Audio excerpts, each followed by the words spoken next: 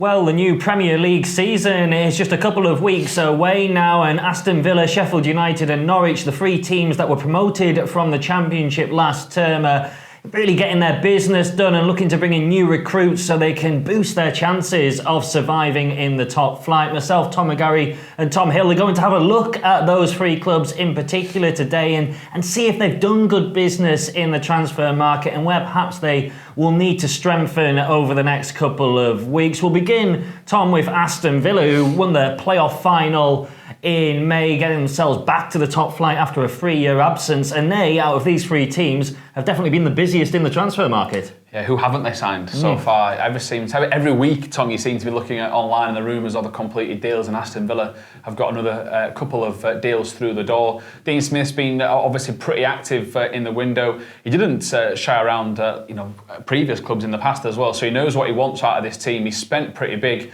and over £100 million now they've taken their tally to for the summer so far. And I don't think they're finished there either. I think they might get one or two more. They've got, I guess, a lot of players in different areas. Tyrone Mings has come in. They've got Courtney Howes at centre-half as well, so they've bolstered that area. Then they went out and got Wesley. They've got Trezeguet as well just a couple of days ago. And of course, they managed to keep the likes of Anwar El Ghazi, who was on loan last season. So they've spent big. The question is, have they spent wise enough? Because a lot of teams have done this in the past. We saw it with Fulham last year. They spent heavily, Tom, and it didn't really get them anywhere, of course. They went down 12 months later. Absolutely. Fulham is the warning light, if you like, for Aston Villa in particular. But it does look like they've been a bit more methodical than the Cottagers were, and perhaps they are going to be okay. Big name, of course, Aston Villa, not just in the English game, but in European football as well. We'll move on to Sheffield United, who finished second in the Championship, surprisingly really getting promotion after a 12-year absence, and they've gone down a slightly different route to Aston Villa, haven't signed as many players, and they've looked more to the Championship than they have to players with proven Premier League pedigree. Yeah, I mean, I guess Chris Wilder, he has to look at what he knows. Obviously, he's come through the leagues. He did well at Northampton. He's done incredibly well at Sheffield United with those back-to-back promotions in the last couple of years. It's a little bit interesting. There's some of their signings that really interest me. I think Luke Freeman is a player that I think has got the ability to play in the Premier League. He reminds me a little bit like Pritchard at Huddersfield the other year, where he was a player that's played in the number 10 role. Can he cut it though, from QPR? Ravel Morrison has shown over the years that he can play in the Premier League. It's just his attitude that's got to be adapted to a top-flight professional player.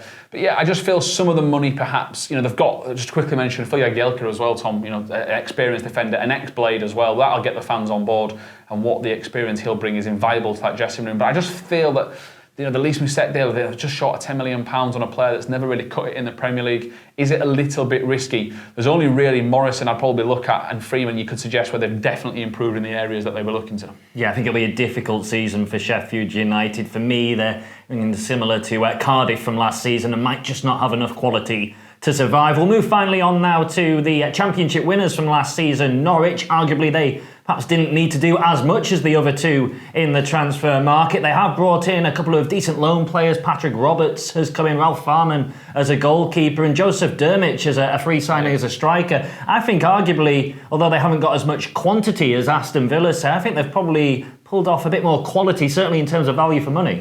Yeah, and there's a few names that they've mentioned, that they've signed, Tom, that perhaps a lot of the fans in this country wouldn't know too much about. It's one of those where they're trying to get numbers in. Obviously, Daniel Farke knows his scouting system. It's worked wonders for him in the past. Some of the players he's signed in the last few months to get them into the Championship, top promotion places, the likes of Hernandez, and Buendia, they were brilliant last year. I'm massively excited to see Roberts in action. He's a player that's got a lot of reputation about him from Manchester City. He'll play in that attacking midfield role, and this could be the making of him. This could be the year where, perhaps if he does do well, will they sell Leroy Sané City and let Roberts come in and do something? So they've been quite shrewd.